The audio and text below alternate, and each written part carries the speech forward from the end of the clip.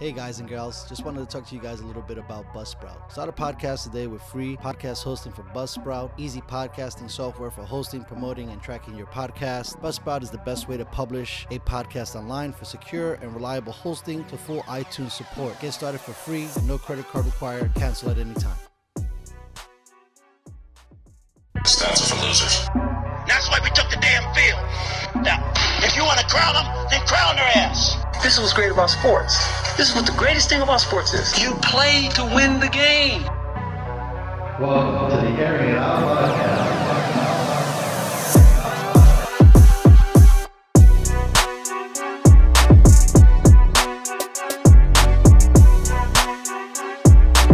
Welcome back, everybody, to the Airing It Out podcast. Today, I am blessed and honored to have Loucho Ocasio in the building, a long time friend of mine. How you doing, bro? Doing good, brother. Thank you for having me on. It's a pleasure to be here. For sure, man. It's definitely an honor. It's a long time coming, man. Really is. So, you're in New York right now, man. What is it like out there? A lot of helicopters. Besides that, it's normal. I think half the people are out of the city, really. You think so? I think so. I think a lot of people left. A lot of affluent people with money. Right. Got out of here. That's who left. I'm talking about the Joes. The Joes stayed, right? Yeah, for sure. But it just, in Manhattan, I live in Manhattan, you see, of course, since we have to social distance, you see a lot less people out. So maybe that's the reason why, but the streets are pretty empty. Damn. Is it trippy to like walk the streets and like see monuments or spots that you know that are normally popping and it's like a ghost town? I can see how that would be weird. Well, I don't feel it so much because of my experience in the city. We used to work late nights, and I spent a lot of time in the city. So I guess in broad daylight, when it's not so busy, I guess it's a little jarring, but it's not that serious. It kind of is what it is, man. We got to adapt. You know, I find funny because I visited you, or we got a chance to link up before the new year, and you're like right across the street from, a police department. Both times, like during the initial start of like that whole Corona stuff, was it like a little breathe easy that you had at least the pretend version of some protection, or not really either? I mean, there's really no way that the police were going to help me with that scenario anyhow, with the exception of maybe if people were trying to get into your building or anything like that. But I don't think that's really been happening until recently for a different reason. Got you. So it's been like I said, a long time coming to chop it up with you. One of the things that really I found interesting when we talked was you training people through video sessions. Tell me a little bit about how you've had to change and adapt your business model. Well, that's been interesting. I've been doing personal training for some time now. I started in 2004, and pretty much private sessions. It's really hands-on, right? You train someone, you correct them, not just with your voice, but using your hands. Moving around was a lot of fun. You get to experience just getting your fresh air every day, not being in a box, right? And I go from that and actually loving the fact that I got to move around and go to my clients to literally having to be in a box. Not even a separate box from your home, literally all the time in the box. So I had to adjust. And what is everyone doing in terms of fitness? If they don't have the fortitude to just get down and do their own workouts based on their own either imagination or experience, then they need someone to help motivate them. So knowing that, I adjusted my training. I said, let me call people, tell them what to do, watch them carefully. And that was the first step. It'll get better. But the adjustment was difficult before I did it. Once I did it, it was pretty smooth. And talk about so many different other things, but it's so hard to see how like the coronavirus has affected even just regular day things. When you have people all locked up and taking away things that people are used to doing, like going to the gym. It was a crazy adjustment. I'm happy to see that at least, you landed on your feet and were able to, as you often have, in fights, pivot and change everything around. I just it's insane to think that I was just there just a little bit ago, and so much has changed since I've gotten there, or since I've left. 2020 has just been so insane with so many different things. So now you're across the street, right? And then there's been rioting due to this George Floyd. Was the police department across the street from where you live, was it affected at all, or they didn't even? It was no protests around where you were at. Well, that's a great question, actually. Today, I decided I wanted to go out. I do spend a lot of time at home working. I take Sundays, and I buy things that I need for the house. I restock. I do laundry, so on and so forth. But today, I took care of the laundry. I already had food. I did a little training for myself and decided I wanted to do more. I was tired of what I was doing at home. So I said, I'm going to go outside. I have the time. I haven't really taken a very long walk. I've been out much, so let me go do that. Put on my mask, all my shit, right? I guess just so happen to be wearing all black, but I like the color black. I've been doing that for a long time. For sure. So I go outside, and the cops are immediately, they know me, but having a mask, they don't really know me, right? Right. So they're just kind of looking at me. I wave at them. I don't want them to think I'm any kind of threat. Facts. I walk through and I look. When I get to the middle of the street, as I cross toward the precinct, I look to my right, and the end of the block is locked off, so you can't come down one way. And the next street is also locked off. So Jesus. Initially, I didn't really. I guess I was a little slow. I said, "What's going on here? This is a bit much. There wasn't looting in this area, as far as I know." So I start walking. I get to the corner. One police officer is grilling me, and another guy goes to him. He's fine. Maybe he recognized me. Maybe he didn't want to start some shit. So whatever, I said hello to them too. I kept it cool, kept moving. Took a long walk, and that was my experience on the block. They're pretty much protecting the precinct. I came up with that a little later. They're protecting it so people don't go and loot there, so on and so forth. But it is it's edgy out there for sure. Were you able to leave the block, or no? You had to go back upstairs or go back home? Oh no, I left the block. So when I came back, the guy asked me what I needed. And I told another one of the officers, and I just told him I lived in. I told him the number of the building, and I just walked down the block. Yeah, so your boy, we didn't get to chat too much before we came out of the show, but last night, from like my balcony, and I could see La Mesa, which is a neighborhood here in Southern California, and dude, they were like burning shit down. And I could see it was a few miles away, and I could still see the fires from my balcony, and it was really fucking trippy, man. Because I thought everybody was behaving rationally for the most part up until that all happened, and I was watching it on Facebook Live, and it looked crazy, bro. It looked like The Purge. It looked like hell on earth. It looked so intense, especially at night. Like, it just gave it a really eerie feeling watching all that video. But knowing that, I guess people are upset about the injustice, and they want their voice to be heard. So I don't know. It's a very sensitive time. Yeah, it's very sensitive. It's a horrible thing that happened, right? And it's been happening throughout history. It's happened to many people, not just black people, but it's happened to a lot of black people as well, right? So this situation, what they're asking for is not that serious, man. These people should be convicted. Yeah. Okay? Regardless if they're police officers or not. They should be convicted for the right thing. Right. And there are other little things that could be done, right? I don't want to get into too many ideas or any of that, but pretty much as long as that happens, it'll quiet the people down a little bit, and then they could start talking about paperwork. What laws need to be changed? What things need to happen in these different states so this doesn't continue? We can start talking about that in a meeting, sitting down. Right. Responsibly. But once the correct thing, the right thing is done about the situation, it hasn't been. The one guy was locked up. The rest of the officers were not. No, I mean, if you look at the whole video, that's first of all wrong. Next, he was convicted of third-degree manslaughter. Convicted, not sentenced, but convicted of third-degree manslaughter. What that is third-degree murder is accidental, circumstantial. I mean, the video was very obvious that it was not. It was an execution in the middle of the street. So, being that you know exactly what it is, treat it accordingly, regardless of who did it. They have to go through their due process. They have to be put in jail. All these things need to happen because of it was an obvious crime.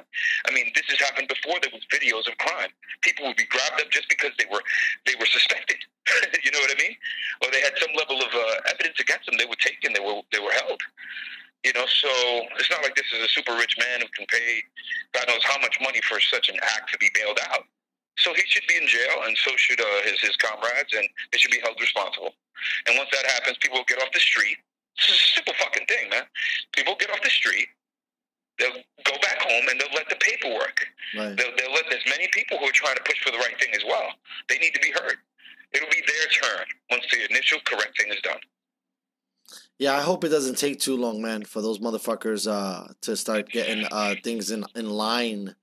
To at least for the most part to bring some kind of justice in the short term, because if they don't do something soon, I mean, the resources have been already spent doing some other stuff. Who knows what can happen now? I mean, we didn't have the martial law shit with the coronavirus. We might not. Now we're getting martial curfews for this shit. So yeah, that's interesting stuff, man. Hey, to segue really quickly, you know how we were just talking about you had to transition your biz to be a little bit more virtual. Are you like massively yoked because you had more time to work out, or it didn't work out like that? It didn't necessarily work out that way for me. I started doing a lot more yoga. Got you. I teach yoga also. That's so I've awesome. been focusing more on the yoga, the breathing, the meditation, the stretching, and the strengthening for holding postures. I've been really focusing a lot on that because I know my clients would need it. They need to decompress. So my initial reason was, yes, for my health, but also for my business. Mm-hmm. And I've been doing a lot of that online with them too. So, not bro, online, but on the virtually with them also. You're super flexible at this point, like yoga master status type of shit. I don't know about that, but I'm flexible. I'm pretty good. Yeah? I do a little bit of everything, man. The key is to really be versatile, right? Our bodies move in many different ways. So the more you practice moving in one way and then in a different way, the more your body has to adjust. The more it has to adjust, the more possibilities it has when it's needed. And it can be needed because you're playing a sport, or it can be needed because of crazy shit that's going on in the world. It can be needed for many reasons, but to train your body is important. To be healthy is important. If there's a virus outside, if you're a healthy person, have a strong immune system, you're going to have more resistance to that, to other people who are sick around you if you have to live and survive. Do the things you got to do. So, yeah, you got to be healthy. And there should be a much stronger narrative for strength and conditioning and meditation and yoga and breathing. There should be a lot more of that going on, a lot less talk about vaccinations and medication and all the shit that's making us sick to begin with, Yeah, I couldn't agree more, bro. It's so funny how, like, it's been talked about a little bit, but not really. I mean, when you look at the overall health in this country and how we exhibit health as Americans, it's a mess. There's not that many people. I mean, health is not like on top of a lot of people's charts, and it should be. And I mean, especially now, if a virus like this could affect you when you're older, you should definitely put in some time when you're younger, at least to build it up and try to maintain it. It's cool that you do yoga though, because with yoga, at least it also offers you could do it for a longer time. You know what I mean? It's not just like weightlifting. I mean, you can mess with it when you get older, but like yoga, you could continue to do it for a very, very long time. It's almost like a golf version of exercise, if you kind of get my drift in that regard. But I've always found yoga fascinating. The positions are super fucking hard. It's a lot of work. I've never necessarily done a hot yoga, but every time I do yoga, I sweat my ass off. So yeah, it's not to be fucked with. But it's cool that you gotta be mentally strong. It builds your mind. Sorry to interrupt. You were saying. Yeah, it builds your mind, man. It gets you. The meaning of yoga is to quiet the mind. Literally to quiet the mind. You always got a million things going on in your mind. Everyone does. I'm not just saying you, of course. You're a smart guy, so I'm sure you do. But always have a ton of shit going on in your mind. Things from the past, things that are coming up, some things from right now. What do I want to do right now? And it's just fucking like jumping around like a baby's mind, noticing everything, taking everything in, and not really analyzing or really taking the time to experience. That's a better way to put it. So what yoga does through breathing and through its positions, it teaches you to deal with tough spots and just kind of be in the moment, no matter what's going on. And that's the purpose of yoga in a lot of ways. Short of dedicating your practice to certain things, if you have the faith for those things. They were talking about you guys coming around like in July, which is crazy. Another month being under quarantine, right? Like that's pretty much what they said, right? You guys still can't come out. It's not. I mean, I think we're looking at June 8th for like barbershops and a couple small bands. And don't misunderstand me, it's more quiet outside. But when I walked today, I went to an old park where I like to hang out. I used to like to work out there. They have a pull-up station, dip station. They have rings that you can do pull-ups and different types of pulls on from different angles. And there's also a track right next to it. It's very interesting. And there's another park actually on my way there, that they have a lot of the same stuff.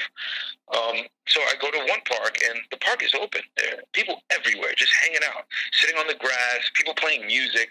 It's like freaking a full park in the middle of a pandemic. So I'm like, whoa, people are really out here. So you don't see it so much on the street, but once you got to that park, it was packed. But the section where all the strengthening equipment was closed. I walk further. I go all the way to the river on the east, and it was the same thing. The dip station, everything where you would build strength, physical strength, is closed. But there are people running on the track and sitting on the grass over right in between the tracks. Some people exercising, some people smoking pot. I'm just like, okay, but you can't do dips. So I was a little confused about that. Besides the fact that it was a little bit of it was a smaller area, maybe they don't want people too close together, but I thought that shit was stupid. Yeah, it doesn't. I don't know. Yeah, it's interesting and strange and weird to me because it's just like some of the stuff, like the requirements and the stuff that you can and cannot do, just sounds strange and just don't sound like they make too much sense. If you know what I mean, at times. Yeah, they're a little bit weird. What I did, I said I came out here to do something, so I ran. Right. That's dope. I was like, fuck it, let's go. That's dope. I mean, out here, they were like, I mean, when you're talking about something that, you catch from someone, apparently running, you're going to be away from people. So it makes more sense. I mean, the state of California had like this whole list of things that you couldn't do. And the stuff that you could do was mostly single stuff. Either way, I was a bit of a renegade. And, dude, I went out to the beach out here and I walked around and I seen people. I mean, I didn't wear a mask in the streets. Inside, I put a mask on, but I didn't really feel. I'm not like trying to wave a banner for this herd immunity thing, but it just didn't seem that where I was at had the same impact with the virus, and so I've just been kind of not wearing the mask. I don't know. Do you wear the mask all the time? Yeah, I wear the mask. I think this is the thing, right? When you don't know something and you value your life, you need to be smart. Like, people can be skeptical, but what does it cost to be skeptical if you end up being wrong? You get sick and you die. Right. So it's a little stupid just for the sake of being skeptical. I don't mean you. I'm in the middle of New York City. I'm talking about me. Correct. That would be a totally different animal. I think if I was in New York, my behavior would dictate my environment a lot more. I was saying I was taking anywhere you are, right? Yeah, for sure. I was saying I was taking several liberties because I'm in California. If I was in New York, I think I'd wear a hazmat suit. I mean, just because you know what I mean. I considered to get one of those types of suits. Actually, I didn't do it. I'd be a little nervous just because it didn't play around. Whatever strand or I'm not a scientist, but whatever the fuck happened there, it was no joke. Out here, like I said, there wasn't that many people directly affected that I knew, and my cast of individuals was pretty broad, and I knew a couple people that have had it and so on and so forth, but not as much as I would have thought when it came the way they were speculating it to really, really happen. But in New York, it didn't let down. That shit came through for real. When they was like, it's gonna happen, it happened. Yeah. Well, it's interesting, and what's most interesting about this is what we don't know, which is pretty much everything, right? Right. There's some people out there who know a lot about it. I'll tell you that shit. Yeah, But 100%. we don't know a lot. Right. There's not very much that we know. We don't Right. know. We probably know jack is. shit. We probably know jack shit at this point, right? Right. Yeah. Because they've disinformed us so much that there's so many conflicting things that it just sucks. Yeah, but I think a lot of it is common sense. Sure, If there's I something agree. out there that's airborne and it can make you sick, if you have something that can protect you from airborne, not just viruses, but any kind of toxic substances, for example, asbestos. There are people who work in asbestos. They make masks for those people. Right. So if there are masks that can help protect from that, they can probably protect from someone who's 6 feet away sneezing. Okay, so this is my 10 thing. feet, if you're so cautious. So they sell these things, and luckily my girlfriend is quite intelligent. She set everything up very early. She saw what was going on in China and said, well, look, we do international travel for business, for pleasure. This is just what we do. It's our lifestyle. That shit's going to get here. So she was right. She was ready. Thanks to her, we were ready, and we had a couple of masks. And yeah, we wear them. Today I didn't wear it as much. Right. Because I do agree with you. Herd immunity is important. Right. But also, there's the aspect of you can get ticketed for not wearing it indoors. That is Right. See, that's a different argument. I see people wear it still outside, right? Like once you go indoors, now I have to wear it. I don't want to, piss off anybody, or get, because you can, they refuse the right to serve you if you're not wearing it as well. yeah. So I'm not trying to be disobedient during this time. That doesn't even matter. Like being obedient or disobedient, in my opinion, is not even relevant because what it's really about is consideration. Right. It's okay. I got to consider the person I live with. I got to consider my grandparents if I'm going to see them. There's people who don't get any symptoms. Well, I'm a pretty healthy guy. I mean, I've had conditions when I was a kid, but I've been good for years. Martial arts, training, combat sports, yoga, and all these things have really built me. So I probably will be one of those people with no to few symptoms.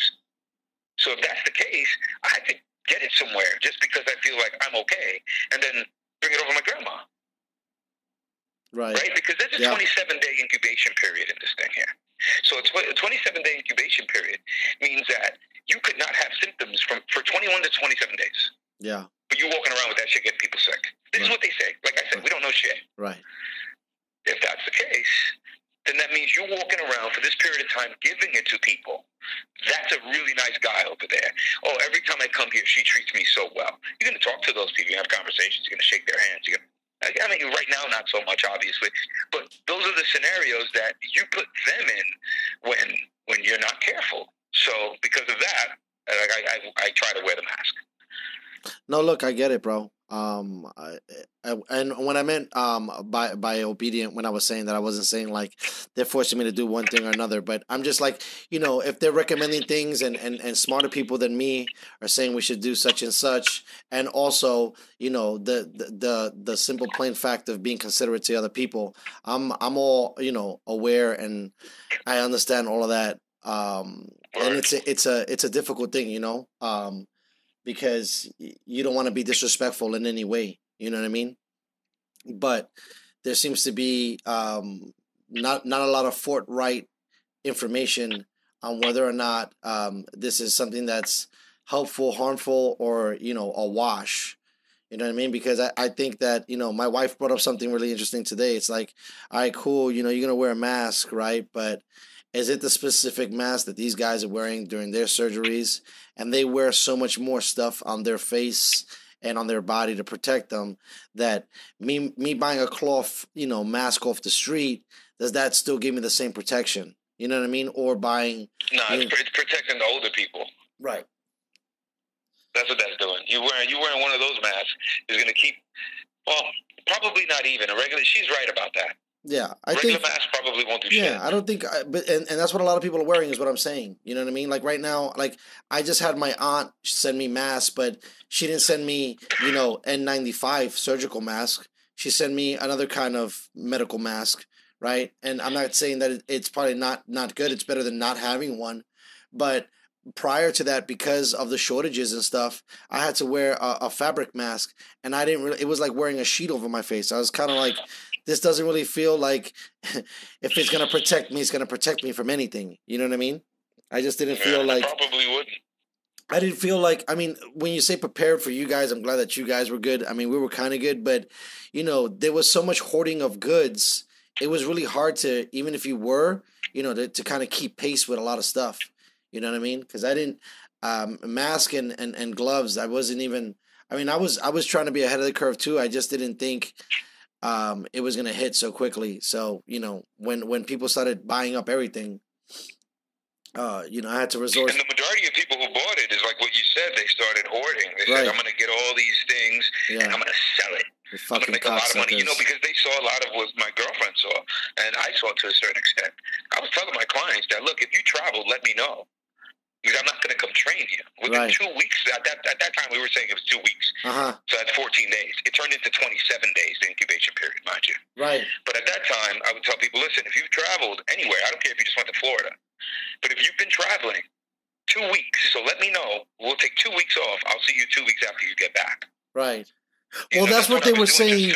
That's what they were saying initially, right? That was the amount of time to watch yourself, like you were saying. And then who knows if you would have been like not as vigilant and you let somebody in after those 2 weeks and now you find out it's almost a fucking month and you get sick and shit. Fuck, bro.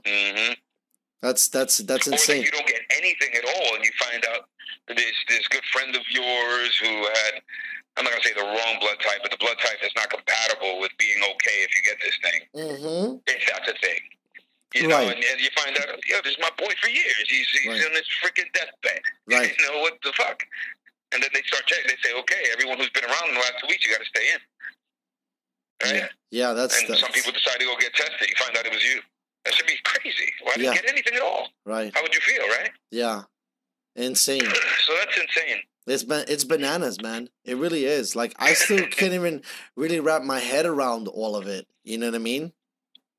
Just because there's just so much happening.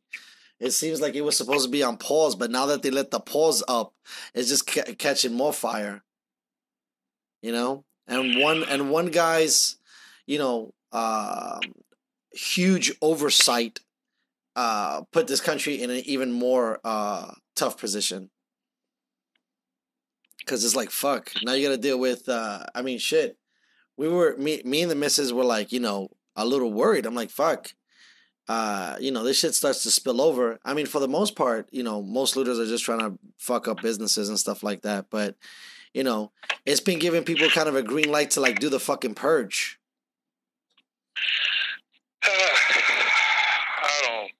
I don't know, man. Look, this country's history is complicated, and it's beautiful in some ways, and it's ugly in other ways. I mean, I guess for any country, anywhere in the world. But ours is pretty unique when it comes to race. So, and everyone's gotten it to a certain extent. Not quite like the African-American community, but everyone has gotten it. The African-American community has really taken a lot. I'm not saying that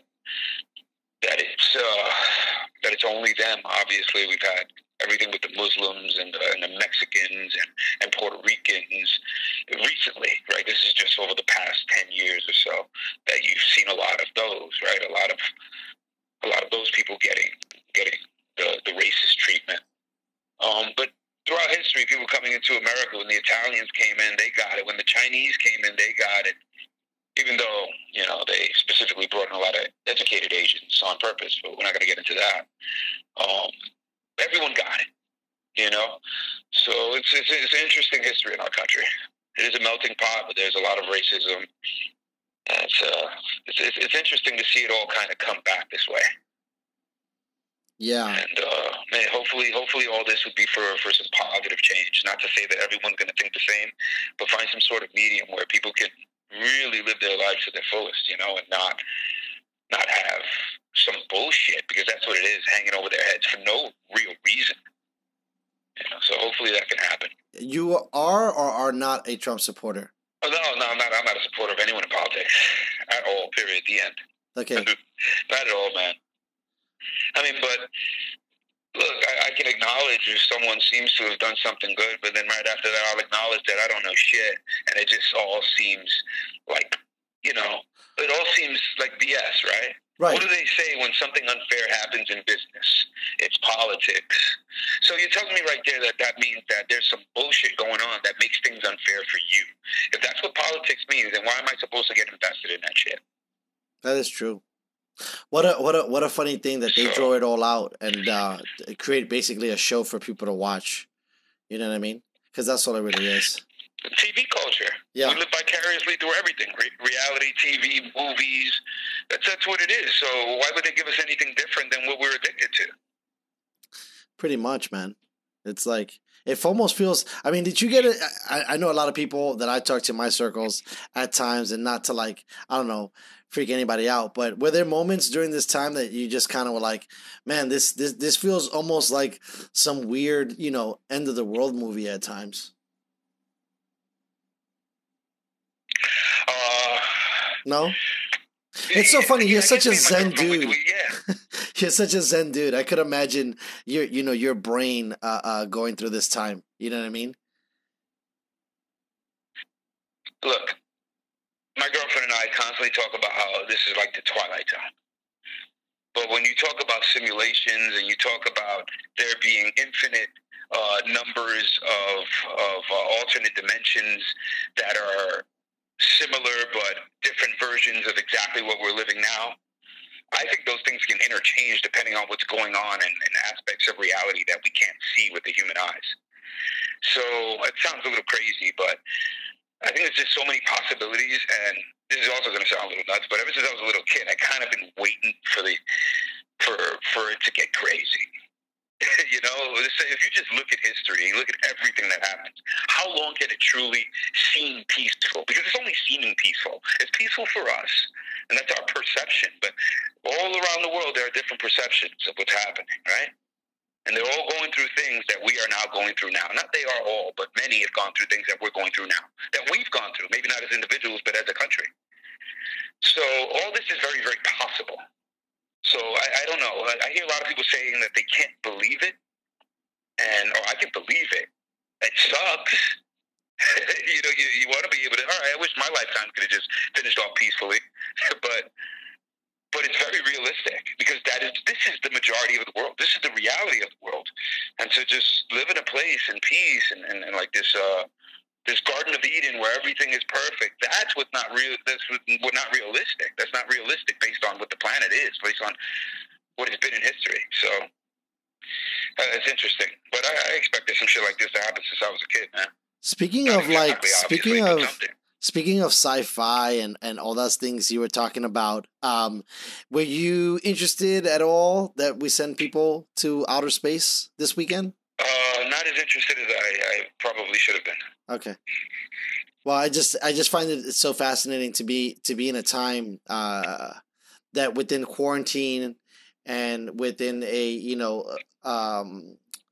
social uprising, and at the same time having something really, really, really big happen, and not that many people notice it, just because there's so many other stories flooding the media right now. But I thought just because I know you're an interesting thinker, bro. Just like I said, that all those dimensions and shit, there's no way. I mean, it's definitely food for thought. That movie Interstellar was really trippy for me to start thinking. Yeah, because it's kind of like that same shit you're saying, stuff that our mind can't perceive. Is that right? I haven't seen it. Oh yeah, you should check it out, man. It's a really trippy fucking movie, bro. It's really crazy. And it really discusses all those types of things. It even brings in, like, what was that called? Like time travel. I'm starting to actually believe that shit is possible, which is weird. I think so. And not like, Marty McFly shit, but like we'll get to the point where we can, a large part of the film, without ruining it too much, it was just like, thank you, the evolution of how smart people could get, eventually, just because we don't even know, some of the stuff.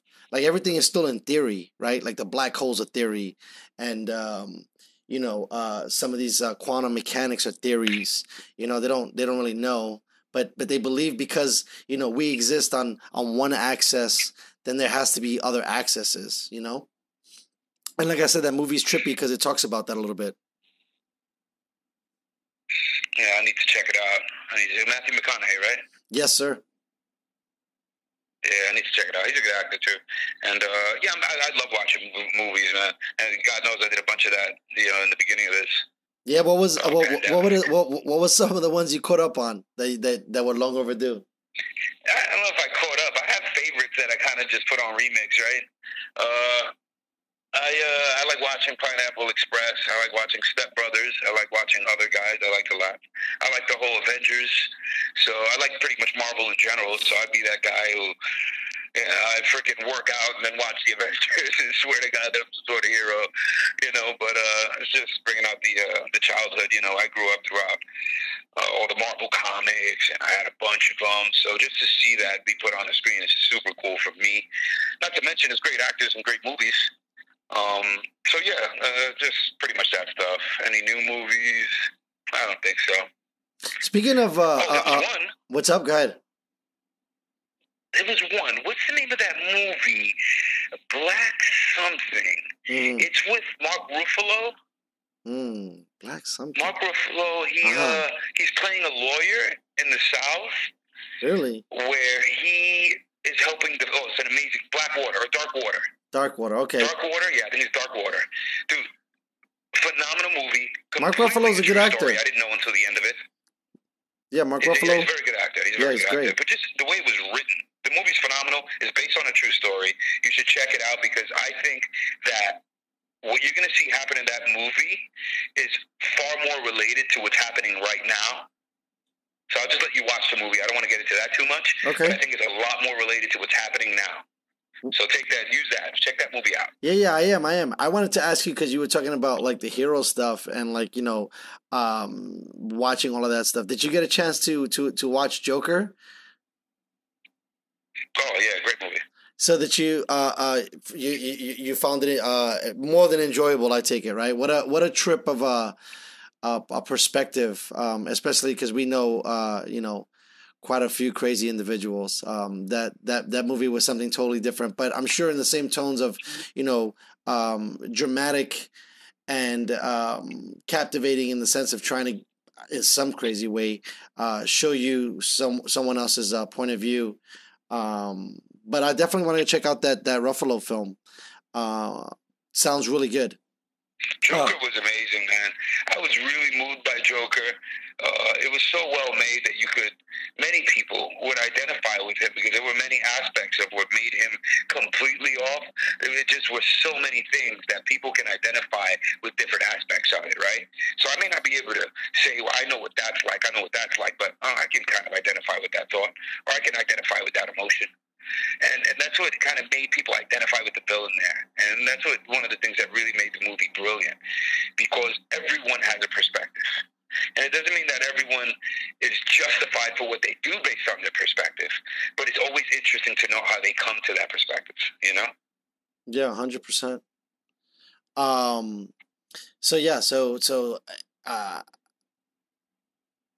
had a lot of time on my hands as well, so I definitely caught up on a lot of stuff. It's really, really crazy to have some time to watch some of this tapestry because it's not like they're putting it out there.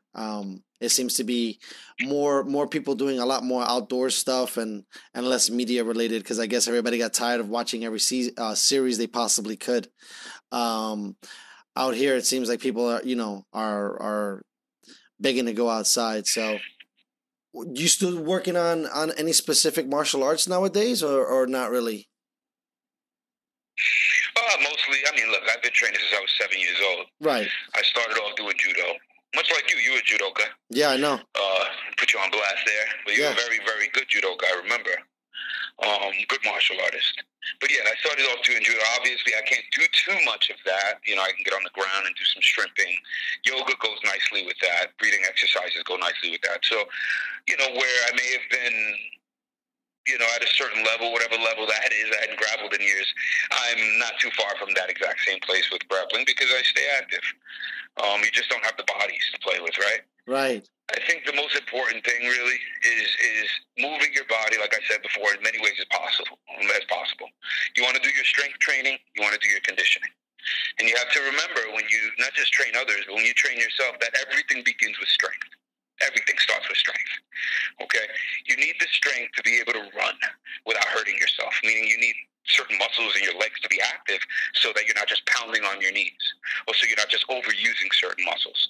So how you get those muscles active is not just by running, right? You need to build strength in those muscles. You need to wake them up or create hypertrophy. That's what that's called.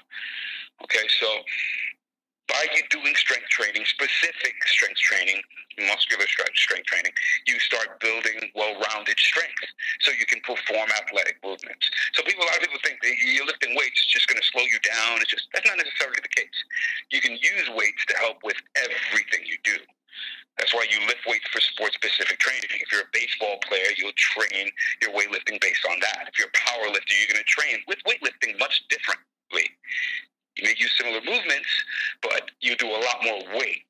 Your reps and sets are going to be different. They have different goals. How many times you do it a week, so on and so forth. It's all going to change. So strength training is really the key, especially under these circumstances where you can't focus so much on the skills. That's pretty dope. So that's what I'm doing for myself. That's what I'm doing for others also. Yeah, that's awesome. Yeah, speaking of that shit, I thought about it, but even like to put it under a little bit more scrutiny, because we were judo guys and rolling around. I wonder when they're gonna say it's okay to get back to that, because there's nothing more intimate than rolling around with somebody, whether it be judo or BJJ. I fear we won't really get that back. You think so? I fear that we won't really get it back. I think we'll get like a little taste of it, and wow. It's gonna. Do you notice that the first sport back was the UFC? Right. Are we in those times? Are we in those gladiatorial future times they talk about in the Bible? It's really interesting. The only sport is a combat sport that is not a real sport, right? Right. It's a gladiatorial event. That's really what it is. 100%. But we're talking about this. That's what's happening. So is it that they're just leaving that for the professionals? Like, how are they setting this up, really? It's interesting. Right. I don't know if we'll ever really get back to that. I don't know how much that empowers us and if it's really beneficial. If you want to become a fighter, you want to go to that level, because the business is obviously going to continue. There may be doors open for you. But we'll see. I could see this not really being available for people, really grappling and going body to body until after the vaccination. I could see that. Hey, let me ask you another question, because I thought about it too, because I know you're a 100% New Yorker, and I remember us, going to a lot of different places to train and stuff. Do you feel like some of these spots that are a little bit more mom and pop might not come back, or you think that they might make it? Or it just depends on what spot? Because there's aren't there like a lot of martial art facilities, and there's definitely fucking a shit ton of gyms. Right? And especially in Manhattan, I could only imagine. Yes, yeah, definitely. All right, well, any I don't know, it's hard to say. People are not going to be able to keep a place open unless they live there and keep paying for it, because they don't have people paying them. Exactly. So it's the whole overhead aspect. Yeah. Right? That's where the adjustment comes in. I was lucky that I was moving around and I didn't have an overhead. Yeah, imagine that, huh? Hole right now, it worked out. Hell of a play. So, yeah, that worked out.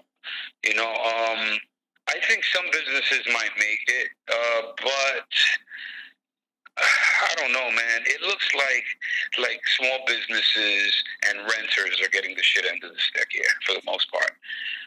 That's just what it looks like. It looks like big business will make it. But I do see people eating outside, even though I don't know if that's quite allowed yet.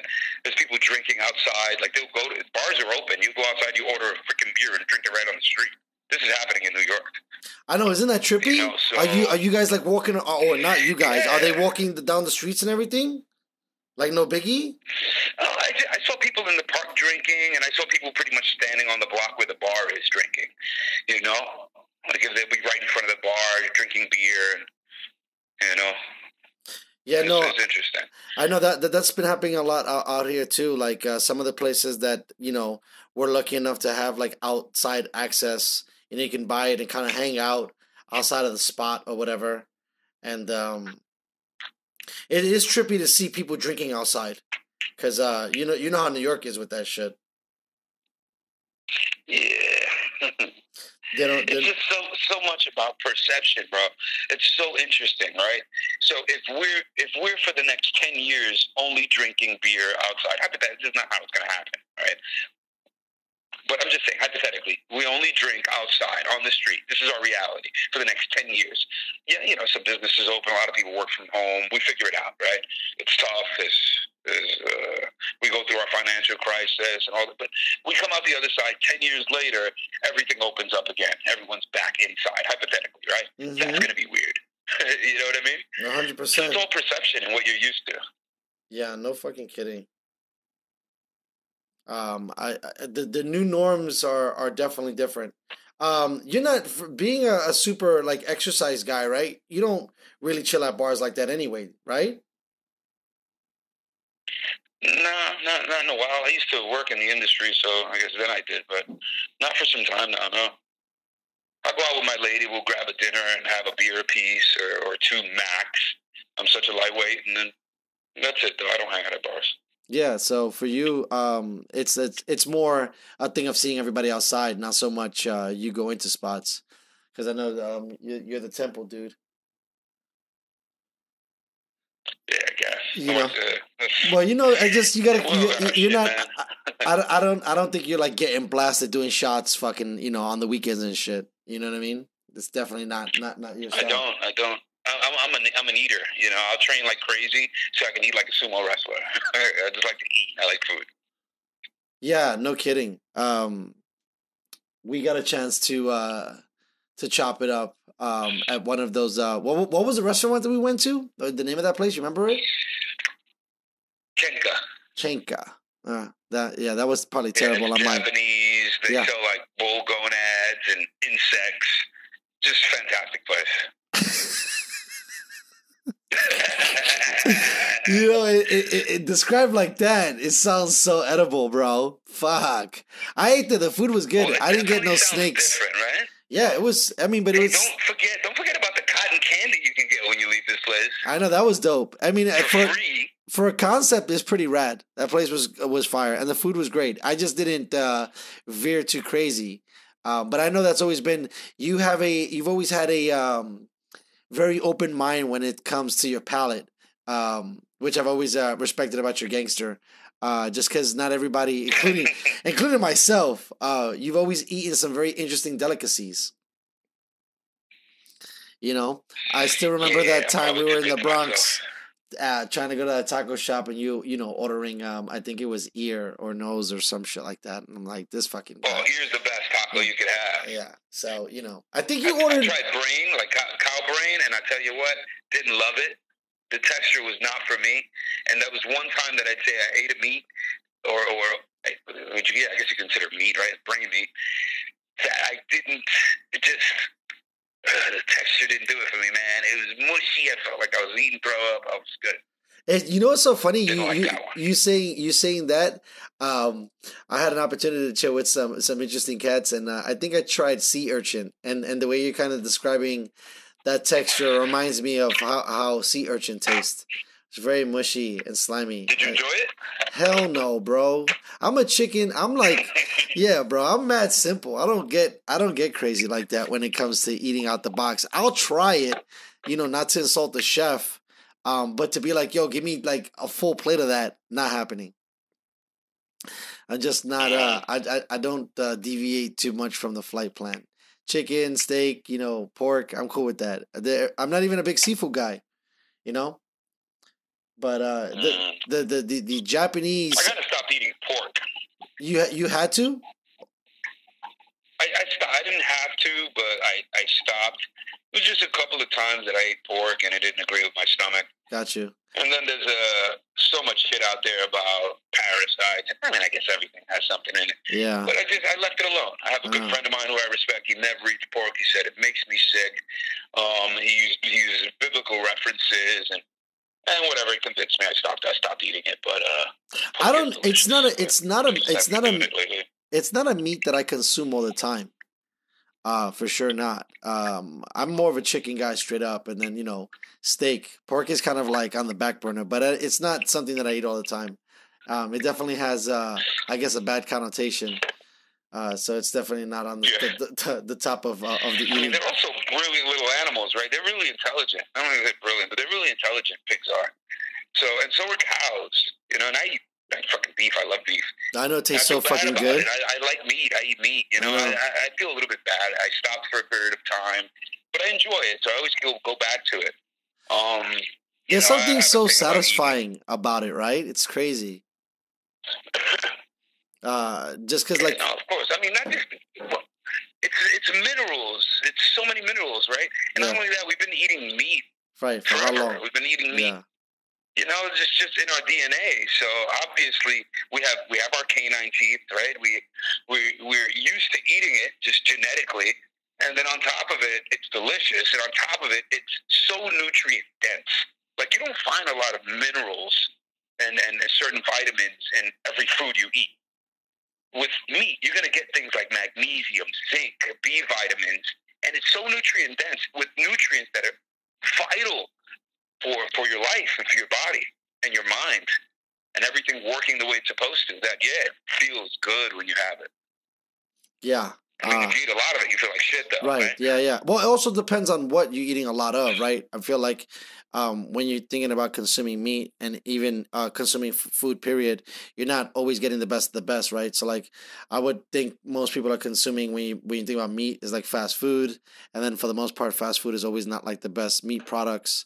But I feel like if you're eating a topper quality kind of meat or chicken, I mean, who knows? For the most part, if it's supposed to be handled with a little bit more care, which are some of the buzzwords that people like to use, like free range and organic and grass fed and non-GMO and all this other stuff that they say is bad for you, non-antibiotic.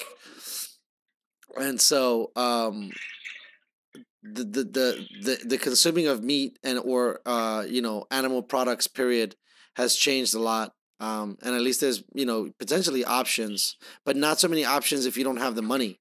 Better products cost more money. You know what I mean? Like I went and I don't even know. I think I bought a pound of like filet mignon, and it was almost $50. It was 3 pieces, but it was not an everyday thing for me. I was, trying to celebrate with the missus, but imagine having to buy, $50 of just one meat daily. You'd go broke. You know what I mean? You wouldn't be able to if you don't have the money. Well, you got to order from a farm. That's the best thing because, especially now that the meat industry is going under. Yeah, it's crazy what's happening on the meat front. Period. I really think that people are going to start to due to the shortages, consume more of the fake meat. There's Beyond Burgers Beyond Meat. Excuse me, not Beyond Burger. That's what it's called. But Beyond Meat, I don't know if you ever heard of it, but it's a kind of a synthetic meat. Yeah. And it's a vegan alternative. Yeah, and it's the craze. It's the craze, bro. They're trading right now in the stock market, and their stock ticket price is doing really well.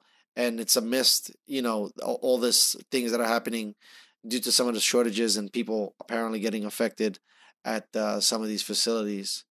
But yeah, I mean, I was vegan for a minute. Farms aren't being so affected, like small farms. It's these big industrial. Right. The bigger guys. Yeah. Yeah, it's the big guy. That's because everything is so tight. There's so many people working right next to each other. Exactly. You have this line of people who do this one thing, that line of people who do this other thing. When in these farms, you just got a few people on hand, and everyone does everything. And they're already kind of social distancing. One person is taking care of this thing, and they have that whole space to do that. And this next person is doing something over there. You know what I mean? So this thing is the farms are sustainable. They don't have as many animals, so it's an interesting thing. I think people who want to keep eating meat are going to have to start ordering farm to table. And there's options. It's just expensive, so you'd have to do is just get bulk. And really, we don't need that much meat, man. You eat red meat once a week, you're good. Right. It takes your body a long time to digest that shit anyway. Yeah, 100%. So if you get a bunch of meat, you just put it in the freezer and you got it there because you don't know what's going to happen. Right. You might spend like $500, but you just store it the right way. And it's there. It's there. You don't have to worry about it. We spend $500 on far less important shit than food. Yeah, no kidding. Just have it there. And then, eat once a week. How long are you going to have meat for? You know what I mean? It's crazy. Like, prior to this, I had to, like, not really get into a lot of these docs because some of the stuff they show you, some of the handling of these animals and in the conditions, it's just like, fuck. I'd rather pay a little more to go to a smaller farm that, like you were saying, they're a little bit more spaced out and they're able to, take a little bit better care of the product, because some of these mass corporations, it just gets spent out so fast. It's so fucking crazy, bro. Yeah. Yeah, it's interesting. I don't know, man. It's also messed up. I want to stop eating meat. It's fucked up. It really is fucked up. It's a really fucked up thing. Yeah, it is, bro. Animal product industry, bro. It's a huge, huge, huge wheel that's going down, and I guess it's not that. The biggest industries are usually blood industries. Right. This is very interesting. But I don't know. The good thing about farms, though, going back to farms a little bit, the good thing about farms is that if they decide to do so, it's since they have fewer animals, they can have more space for the animal to roam around. That's going to change. If you got some people who don't care about the animals, right? Which it's interesting because I do. So it's catch-22 there. I'm damned if I don't eat the meat, but I guess I'm more damned if I do. I know. I feel the same way, bro. At least the animal during its life can walk somewhat freely. Right. If of course it has a farm that's doing that, free range, can walk around, can create that hypertrophy we're talking about in training in their own muscles, is going to change the quality of meat as well. And then grass-fed instead of corn-fed, right? Or just feeding it shit, whatever they give, like what they give all that corn to the chickens. And they just have like this meal that they give them. They feed them through cages where they can't move around. At least if they can have the space to move around and live a life where hopefully they don't know they're going to be killed for meat, right? Hopefully. Hopefully. Like, where'd my cow buddy go? He disappeared. She disappeared. Right, where'd he go? Where'd my guy go? They didn't see, maybe she took a trip, right? They didn't see, maybe she went to another farm, but they didn't see her get killed, and then they have to build that anxiety, and, oh shit, I'm next, and that shit is so cruel, bro. Bro, I've seen the videos, bro. It's fucking trippy, bro. It almost makes me fucking feel bad. Like, I shouldn't say it almost makes me feel bad. It makes me feel bad. We go eat a steak dinner after that. Right, yes. That's what I'm saying, bro. I'm like, fuck. Like, where's this at?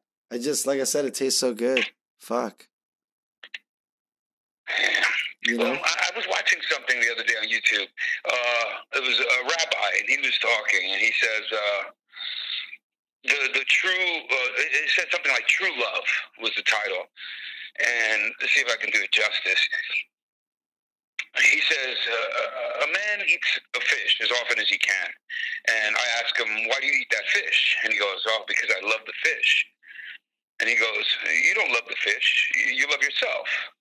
You love the way the fish tastes. That's why you get the fish, you kill the fish, and you eat it. And he said, that's how a lot of people love. A lot of people love themselves. And it's self-love. It's not love for the other person. It's very interesting how he put this. And he says, a man falls in love with a woman, and he falls in love with her because he sees that she has all the emotional and physical qualities to make him feel good, to fulfill him. That's not love for her. That's a taking love. That's love for yourself. Right? When you love, you give. You don't just take, right? So it's an interesting thing about love, right? Something tastes good. It tastes so good. That's the best way to put it. It tastes so good. But you could say that instead of saying, so many people say, oh, I love steak. Right. And when you verbalize these things to not really understand what you're saying there is interesting. Because if you can understand that psychology, I think that's something that can transfer to anything in one's life, including training. I love to relax. I love to relax when I get home. And then it'll be somebody with hip issues. They sit down long hours, watch a lot of TV, lower back issues, overweight, so on and so forth. They're not used to training. They think they love that. And they just love themselves so much and their habits and the things they're used to that they're not willing to deviate from that. But if they do, they can find a different life, a better life, something they probably love more. You know what I mean? Yeah, That's interesting shit. 100%. At least from my perspective, are you guys under curfew again because of the riots or no? Not that I know of. I don't think so. I don't think there's any curfew out here yet. I think there has to be, bro, because there's a fucking curfew where I live right now, bro, and I can't leave my house. But LA's going nuts, though. Yeah, well, LA was going nuts. Like I said, right down the street from where I'm at, bro, a couple of miles away, I could see buildings burning down. So they implemented this 7 to 7 shit, and it stops. I don't even know when. What's today's date? I'm a little lost. Do you know what the number is? Today's the 31st. Okay. May 31st. Tomorrow's June 1st. All right, so it starts to, I guess, well, I don't know. I got to look this up. This is going to be weird now. I just got out of quarantine kind of, sort of, and now we're back into super quarantine. Off the air, you were telling me a little bit about this program you've been putting together, I think, for a long time, man. You know what I was thinking about the other day, bro? I was thinking about when we were fucking kids, man, and we were trying to put all of this stuff together, and it was so, yo, bro, that's such a throwback. And now I'm not saying that that's what you've perfected now, but you've put together throughout all your time.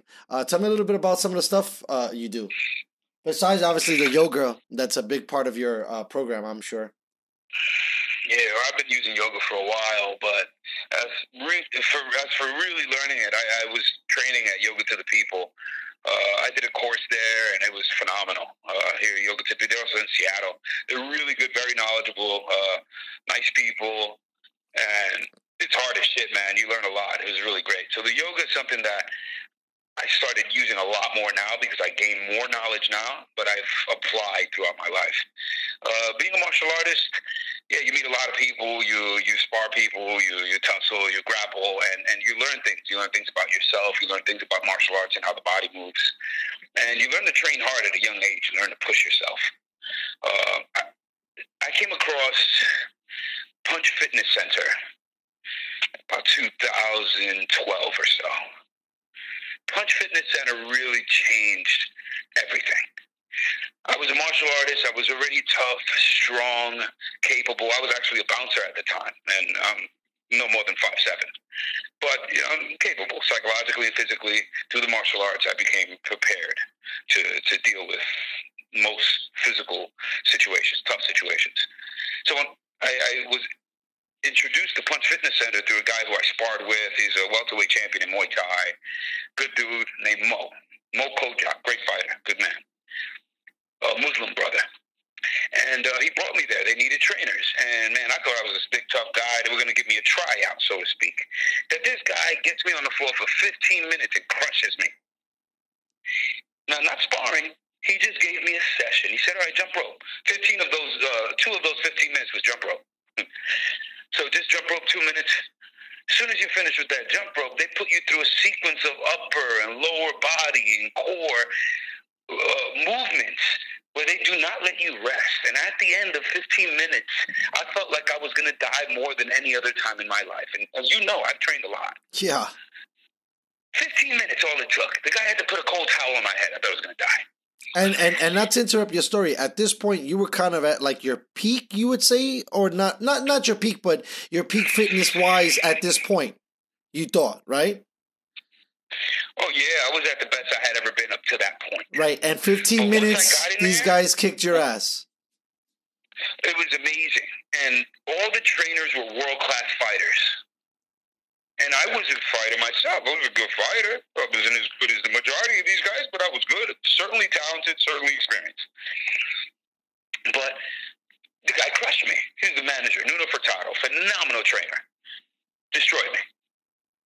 I had to be back the next day. I probably missed one of those days. It was a lot. But I kept coming back. And after about a month or so of just getting my ass kicked every time I went in there, I said, all right, we're going to let you train people. You're not going to get paid, but we're going to let you train people. Wow. All right. That's interesting. Well, let's go. Let's give this a shot. Okay. So I go, and yeah, man, it was a while before I started getting money, but you know what? The experience and the clients in this Punch Fitness Center were high-end clients, very wealthy, nice people, but wealthy. And, you gotta come correct. You can't come across like you don't care. You can't come across like you don't know what you're doing. These are intelligent people. They didn't get rich being stupid. So you got to know what you're doing. So luckily I had experience. I was able to have that as well as what they gave me every time I came in and they killed me. So to make a long story as short as I possibly can, I took that information along with what I already had. And I kind of just started doing my own thing. And I pretty much take the approach of recreating a fight. So if you look at the UFC or you look at a boxing match, that's controlled chaos, right? In Judo, we have something called randori. Randori is the stand-up grappling. You throw the guy, he throws you, so on and so forth. That's randori. And what that means is that's Japanese for controlled chaos.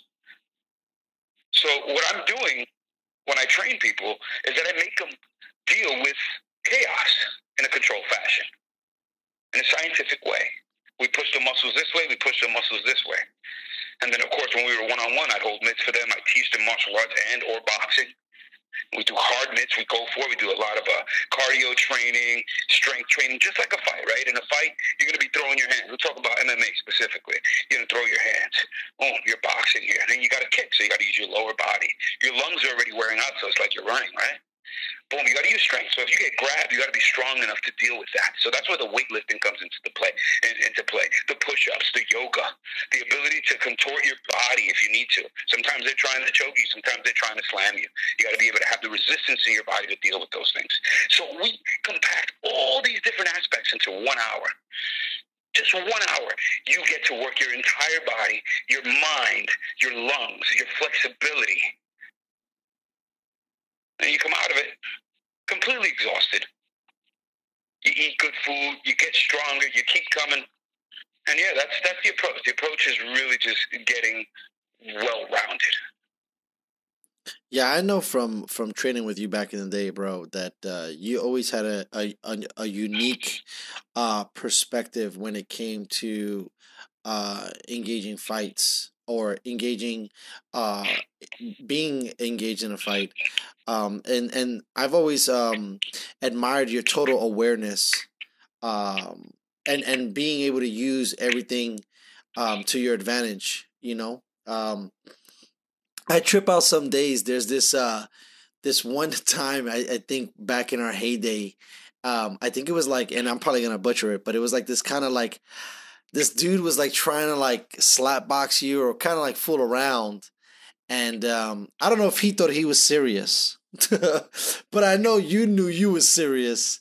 And I think he kind of came in, to like approach you, and you just like swept his leg out from the outside, his right leg, and he just kind of like threw him off balance. I think he almost like busted his ass. I don't even know if you remember that time. I think it was back in what was that restaurant we used to work in?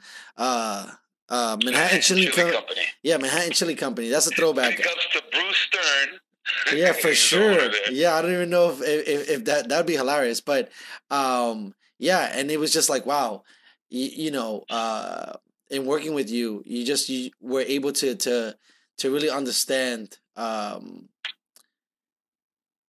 distance, which is really important, I think, because you could be a couple of inches one way or the other and miss or not create the same kind of power or effort that you're trying to do. But yeah, I really wanted to when we were over there. I wanted to get down. It would have been awesome to let you kick my ass. Just because I know you train hard, bro. We used to train hard like motherfuckers, but you kept the dream alive for sure. And I find it interesting that within 15 minutes, bro, you can fuck up some shit really, really good. No, that's what they did. That's what they did to me. Yeah, that's what I'm saying. Yeah. I'm saying in that situation. I use this Loucho Fitness. Big up Loucho Fitness. That's the name of the business. I use that to really recreate a fight, right? So you have sport-specific training. None of my clients are going to be getting into the ring, but every single one of them, especially those who box and kickbox, could. And that's what it's about. It's about having the ability to do the thing that you're doing. It's not like you're just, right now, they have us locked in a box, you shadow box. How can you use that shadow boxing and make it realistic, right? Well, you create adversity. You shadow box. You show someone how to throw their body into things so they can exhaust themselves. You make them do explosive calisthenics. You make their bodies adapt to that. Then the only thing they're missing is what you just mentioned a minute ago: distance, timing. And those things come through sparring. But you can do a lot to prepare within an hour without the violence. Just a push. And then if you're so inclined and you have the one-on-one or whatever group training you're doing and you spar, do that too. You'll be even better. But yeah, it's really, really good. It's a lot of fun. And every time you finish working out this way, you feel like you achieved something. So that builds the mental confidence and fortitude. Yeah, no, that's dope. Are you on a Twitter, Luch? I'm sorry? Are you on Twitter? I'm not. You're not. Oh man, we gotta get you on there, bro. I think you'd find it really fascinating, especially with a lot of different communities, especially within fitness and in MMA. Like, you know, having Dana really I don't know, be a trailblazer on this whole front and show that, I guess, competitive something is more important than having competitive nothing, because you know, we've been UFC. We're competing anyway, man. Right, of course, but we compete every day with yesterday. Yeah, I get you, but you know what I'm saying? Like it just, like you were saying, you know, it's really interesting to think about how, you know, some fighters' future forward might be affected by all of this, and I'm glad that you've been able to, you know, kind of figure out different ways to keep people, you know, in shape and on their toes and be physically fit, even though there's not that true physical resistance in front of them. It's not easy, you know. It's not. You know what makes it especially hard for me? I'm not going to say for them so much, even though I'm sure it's annoying for them in some cases. Yeah. Even though I'm doing my best, the hardest thing is to make the experience like people who've already been doing this, right? So I've been training my people one-on-one, and they found someone they enjoy training with, who pushes them the way they like, and who understands them, right? That takes time. We have that. That's great. But now in this environment, you know, I'm WhatsApping my clients, you know, and I don't have equipment in my home. I ordered some, so I'm going to set this up so it could be a lot more enjoyable, and I can post some things with some equipment around me. But for right now, it is a little choppy. And if it wasn't for my ability to really understand what they should be doing and my corrective nature, this shit could be such a bust. Because there are people out there now who don't watch your form, who you can get hurt training with, but they have a well-oiled machine of giving you online training. So it's smoother. It just is a better experience, even if it's not better for you in the long run. So it's very interesting. And in some of those cases, it's still great for you. I don't mean to discredit everyone. So I need to get, you know, the phone stand is coming in, and I have some other ideas too that's going to help really create a better experience for these clients.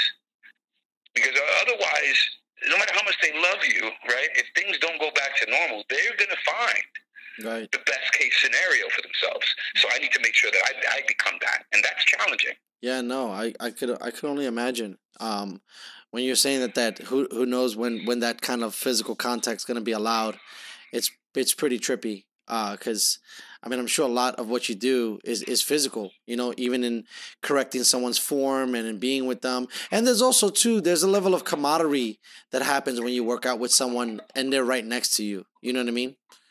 Yeah. There's like a solidarity. And you know, you guys are both putting in sweat equity. You know what I mean? Because I'm sure when you work out with people, you're working out a little bit with them as well, you know, trying to show them what you want to be done and stuff like that. Yeah, it's definitely more physically challenging when I'm going to the sessions because, you know, if I'm describing a movement, I have the weight there to do it and show them, hey, look, you can do it. I'm not asking you for something that you didn't just see me do. Right, exactly. You know, it's but possible. Now I'm like, make believe I got dumbbells in my hand right now. Right. This is what you're going to do. Exactly. You know, it's a different thing. I couldn't agree more. Yeah, it's I mean, I was tripped out because I was trying to get my shit together too, and I was headed to the gym. I mean, I'm not gonna lie, I wasn't like as frequent as possible, but I was trying to get my game on, and then they shut all this shit down, and I'm just like, fuck.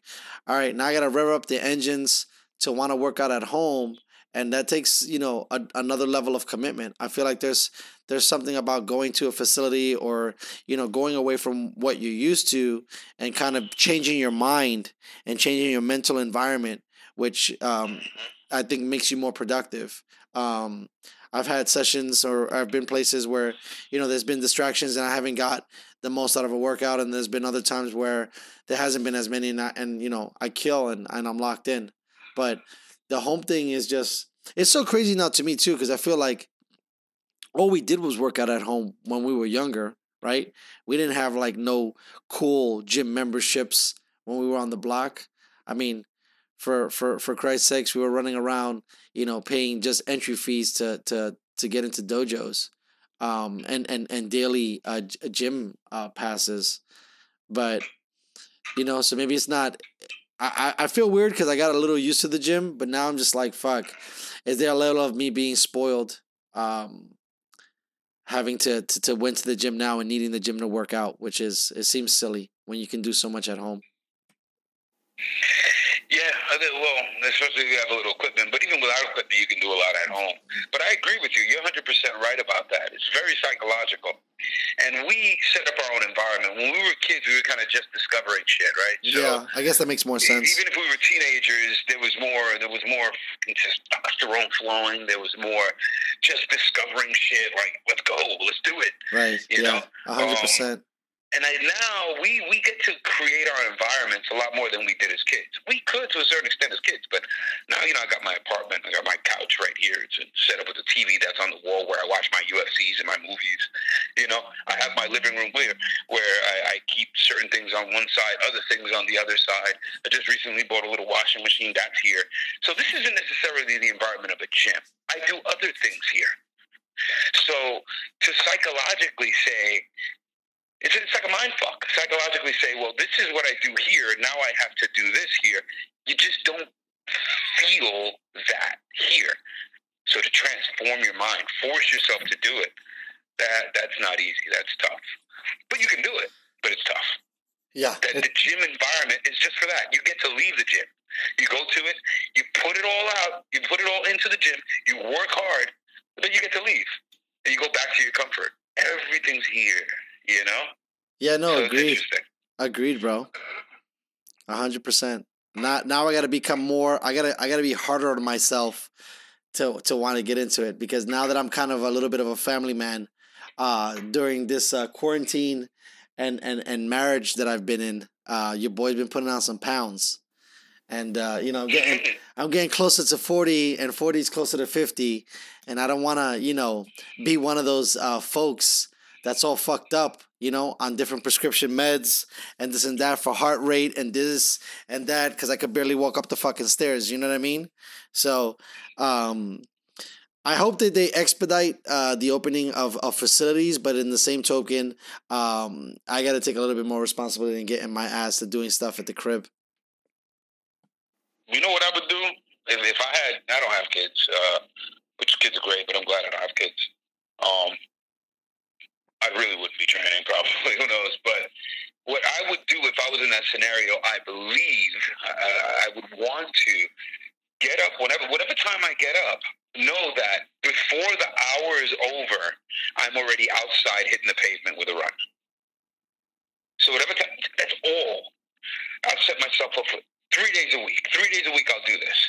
Even if it's just 1 mile every day at first. And then, of course, as you get better, you're going to want to run more. And little by little, you just let that increase. And you only do the 3 days because you don't want to pound on the joints too much. And just start there. At some point, you might want to do other things. But as long as you do that and stretch, you'll be okay. And there's different ways to run, too, right? And if you start feeling like your joints, your knees, so on and so forth, then that's when you're going to need some corrective strength training and all that. But as long as you don't do it too much, I think you have enough muscle memory from all the martial arts, years of martial arts, where as long as you run forward, sideways, and backward, you should really activate all the muscles around your legs. You're going to speed up your metabolism. You're going to raise your testosterone. And, you might be surprised at what your body will do because of muscle memory. Just with that little bit. I thought you were gonna say, and your dick is gonna get bigger. I was like, wow, this is like the miracle drug. I like the way this is going. But I'm gonna go run right now. right, I'm gonna jump out the motherfucking building right now. I've been like I said, flirting with the idea. It's I just gotta, like I said, I gotta be harsher on myself about getting it done because you're absolutely correct. And out here, bro, it's pretty beautiful. You know, there's at least some pretty decent scenery to take in while I run around my fucking block. Yeah, I'm gonna move over there, bro. I'm gonna show up out of nowhere. You'll see. I know, I've told you, bro. I guess could get it a little bit on air or whatever, but I've always wanted you to. I think you said you came out to Cali, but I think it was a northern experience, right? It wasn't SoCal. I was on Venice Beach and in Fullerton. Okay, so that's still pretty good. I mean, what did you think? You thought California? I loved it. Right, exactly. I loved it. Yeah. Pot is legal, so I tried a little bit of that over there too. I know, isn't that trippy, bro? Because we have some fucking crazy weed stories, you and me together. How trippy it is to just go into a fucking place and cop something and bounce, and no scrutiny, no bullshit, no nonsense. Oh, there's scrutiny, all right. Yeah, there is. Yeah, but you know what I mean, like, beach, right? Yeah, but you could leave the store and like not, you'd be okay, in the sense of you're not gonna get in trouble by PD. You don't worry about getting profiled. Yeah, I mean, you're gonna get profiled, but there won't be so many consequences with it. Exactly. With the profiling, right? Look, so my experience over there, LA was dope. I mean, not LA, California was dope. I went to Fullerton with a buddy of mine. He's Marcelo Garcia. I think he's a black belt. He's a brown belt. He was a brown belt at the time. He's a black belt now in Jiu-Jitsu. And we went to do a camp over there. It was great. It was great training. It was an amazing experience in Fullerton. And we left there. He was coming back, and I stayed in Venice Beach. Uh-huh. They got the outdoors gym there. Yeah, did you go to Goals? Did you go to Goals? Hell yeah. Well, it's not Gold. Not Gold. Oh, which one is it? Gym, the outside. Yeah, the one on the outside. Which one is that one called? It's like a rec center. Oh, okay. It's like a rec center gym. Okay. Yeah, but that's where like Arnold's worked out there. Yeah. I seen it. I've been to Venice. I thought it was Goals because I heard Arnold always say or get a lot of things. I thought that was a Goals gym on the beach. I didn't know it was just a regular rec center. Yeah, I think that's like a rec center out there, and there's like the basketball courts and precinct is part of the beach right there. You go up like 2 blocks and you got the pop store. Yeah, it was just really awesome, man. And they have this little bridge. You can see the mountains in the background. I've never seen anything like it.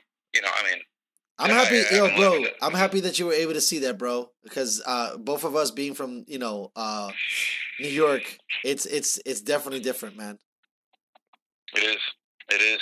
I look forward to getting more of that. I look forward to hopefully this situation just ending and we can, I can start broadening my horizons a little bit, even though my experience in New York has been great. I feel California was beautiful, and I'd like to go back. Yeah, it's a great place, especially since I mean, if anybody's listening, I'll probably put it into the bio, but Lucha's in New York and I'm in Cali.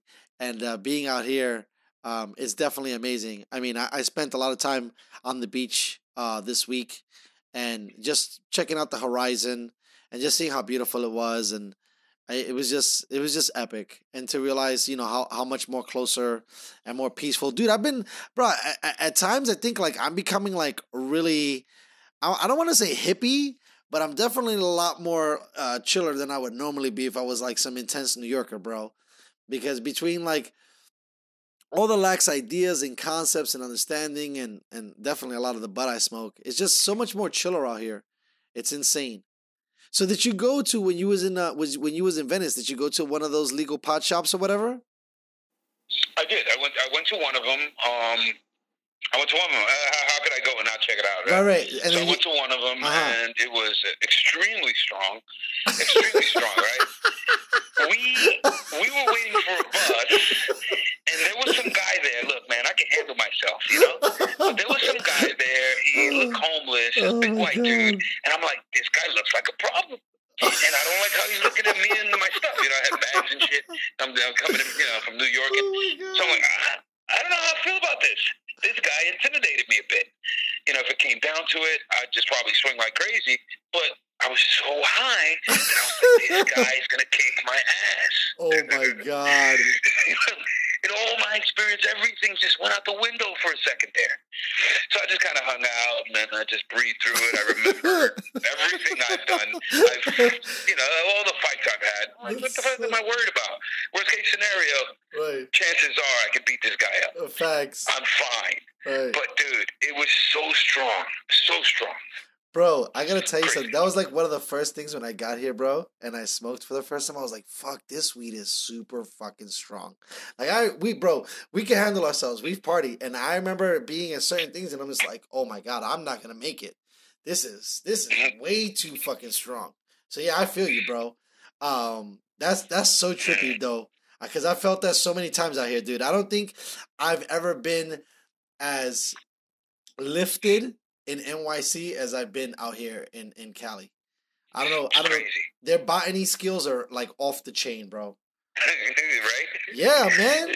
When you're talking about 30% THC, 40% THC, bro, you're gonna be knocking your ass, bro. It got no CBD though, and that's the beauty of the regular weed that you don't see anymore.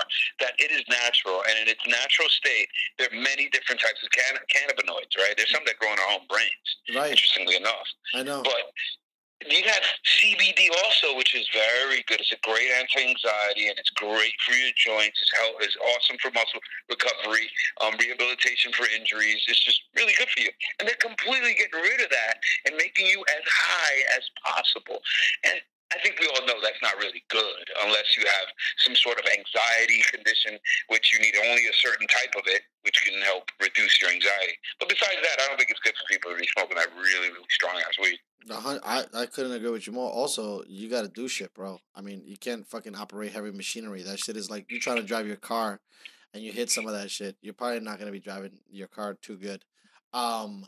Yeah, for me out here, I don't know how it's been in New York City, but bro, like the CBD market has fucking exploded and everybody's on that shit's dick. And I'm not saying that it doesn't have tons of healing properties, but a lot of people have really, really, really capitalized on the CBD market. And I mean, everything from CBD water to CBD gummies. I think a lot of people view it as a lot more for the anti-anxiety portion of it. That, you can take CBD and not get high, but still, combat your anxiety, which I find interesting too, and then once you start to be smart about it, I mean, that was another thing too, like we come from an era where you go, I tell people this shit all the time, you knock on a fucking door, you throw the money inside the door, the dude throws the drugs back.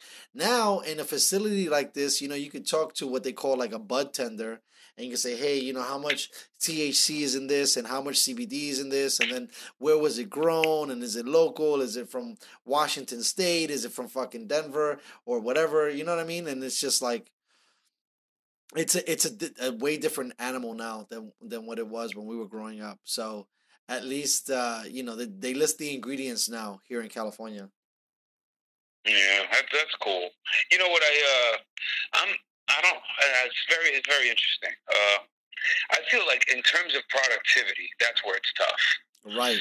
I think that it can be therapeutic. If you train really, really hard and your day's over, you have no responsibilities, you take a couple of hits and really sleep like a baby, especially if you train hard. It's good. Or if you have a job that stresses you out unnaturally, right? Because fucking work stress these days is not stress the way we as human beings are used to stress.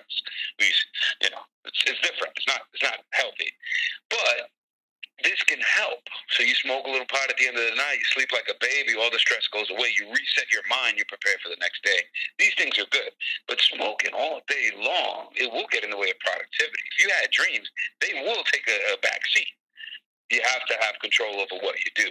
Everything in moderation, right? I agree 100%. That's one of the things I think that have given cannabis a bad name is the lack of productivity. But that's not everybody. But mostly, if you're talking about the way you're talking about heavy consumption of it, it definitely is an unmotivator. I feel, especially, when you look at something like cocaine, where it's supposed to like be the upper, and you're supposed to be with it, and you're gonna accomplish more because you're on it, right? I don't think you think about accomplishing jack shit when you're smoking weed for the most part. So that's also personality based. yeah, When it really I smoke is. weed, Right. I think about all the things I want to do. I'm just not doing them. That's the problem. Right. So you might think about it, but how much are you going to actually do about it? So the key is that when you think about it, the next day you don't jump right back on it. So you start doing something about the things you were thinking about. And then the individual who actually thinks about that shit when he's high case. Well, two things on that.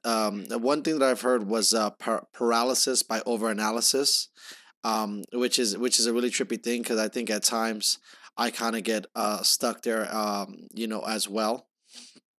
And then just trying to really be tactical. I know Anthony Robbins talks about conditioning the brain immediately. So if you're gonna do something, or change something, it's a good idea to try to do it right. Whatever you could do right then and there to kind of change the state of your mind. Because it comes a lot from that, man. As you know, being in control of your mind is the hardest part. I'll be honest with you, I've struggled with it for a long time. It's something that I'm still dealing with, because it seems like at times my mind has a mind of its own, to make a joke there, but it really takes the baby mind. Yeah, it really takes a lot of fucking discipline, bro. You know what I mean? And I don't think at times when you're chiefing it up, I think that's what, to be honest with you, probably sidetracked a little bit of my, early adolescence, probably consuming too much bud, and threw me off track a little bit, because I feel like at times if I wasn't smoking as much, I probably would have been way more productive. But it was just the nature of things and the way things unfolded, being in the hood and dealing with everything else. But I really do enjoy smoking cannabis, because I feel like my mind is definitely a lot more open. But that could also be, a byproduct of what I think. I don't know if that's entirely true, right? I just think that that's true. I agree. No, I agree with that. I think marijuana makes you more of what you already are. Yeah, it just... it enhances what you are. Now, if you do it too much, it can dim some of it. Right. But in your mind, it's still enhancing it. Right, in your mind. Yeah. I mean... It'll get in the way of life. But if you do it just as rehabilitation, right? For your physical body, for your mind, right? You do it for that, for your emotions, because you may have had an emotional something. I'm just going to smoke a little. You smoke a little, calm down, everything goes away, you fall asleep. Get up, move on with your day. You help those problems. You have to take everything and do it the same. It's like people who live to eat instead of eating to live. Right. I've had that problem occasionally. I think we all have. So I think we all have. So I like food, so I'm just eating. Yeah. It's like, since I have time, it's a day off. I just binge ate all day, for example. Not today, but some days that happens. There's some people who live like that every day. I know. They snack before or while they're doing anything. I'm blessed, bro, to have such a good metabolism, because who knows if I didn't, what my body figure, because it's all based on genetics, right? Some people could eat a lot and it doesn't really fuck with them, and some people eat a lot and then they're big, So yeah, it just depends, and it's such a biomechanic thing, from person to person, that you can't really. I mean, you can gauge some things, but you can't gauge all of them. You know what I mean? But I do really, really, really enjoy the part, at least in my mind, thinking about opening up my mind more to allow myself to be more enlightened.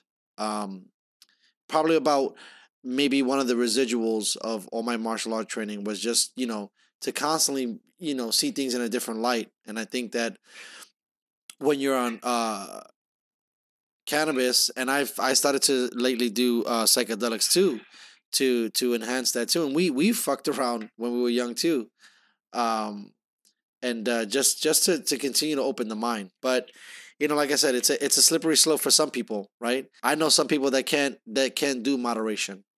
You know what I mean? And so I just think there has to be purpose, man. There has to be purpose. right? Some people have addictive personality. Some people come from a home where they saw addiction. Some people come from an environment where they dealt with a lot of stress and they've become addictive, have addictive personalities because of that. Whatever it might be, at the end of the day, you got to know why you're doing shit. The key is quieting the mind, right? That's where yoga comes into play again. You just do yoga, you can quiet down and things, everything's just a little more silent, a little more calm, and you can kind of see what you want to do a little better. Because think about this, right? For example, changing a habit. You said Tony Robbins, is that his name? Yeah. He said something about, I didn't know who the guy is, tall guy, mustache, or goatee, or whatever, motivational speaker. The key, right, is to do something right then and there. The reason for that is because it's all neurological, right? Right, yeah. If you're used to doing something all the time, every time I get home, I jump in the shower, I sit down, I watch fights. You do it every single day. Every time you walk in that door, that is going to be your go-to, and it's not your fault. Right. You may have started it, but now it's completely neurological and pretty much out of your hands. Yeah. If you decide that that's something you don't want to do anymore, you have to change the direction of those neurons in your brain. And the only way to do that is to do something right now. Right now, you do something different. Now, this time, when I came inside, I can start right away, but I take my keys out first, put them down. Take my shoes off.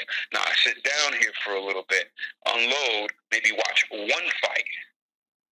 Get up after that fight. Change my clothes. I'm not showering yet. Now I'm changing everything. What I'm going to do, I'm going to go out for a run. Hit the pavement, 2 miles. Boom, boom, boom, boom. Come back. Then shower. Oh, shit, I just did it one day. Now, the next day, my body's still going to want to go into the bathroom, shower, sit down, watch fights, go to sleep. So that's going to happen. I forget the exact amount of days. Is it 21 days? It could be 21 days. It's 21 days to make or break a habit.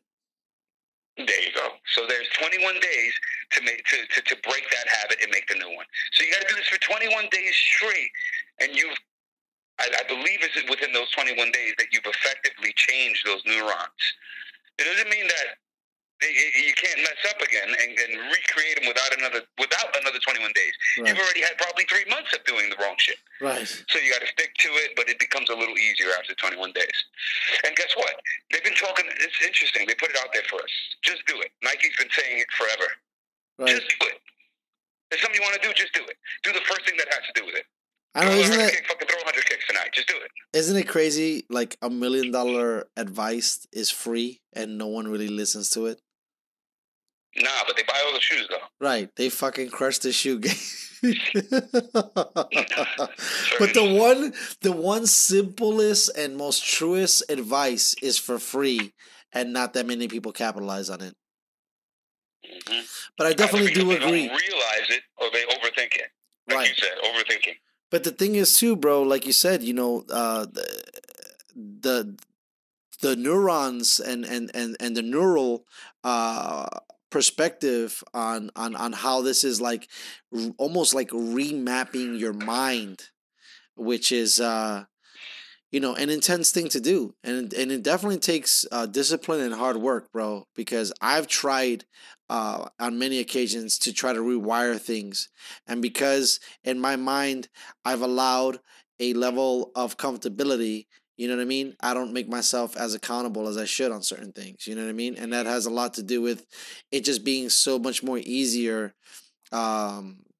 mentally to just mail it in, when actually if you through a little hard work and, dedication, you can obviously change your thinking and your feeling. But at that specific moment, you start to pair up pain with having to do stuff like that. You know what I mean?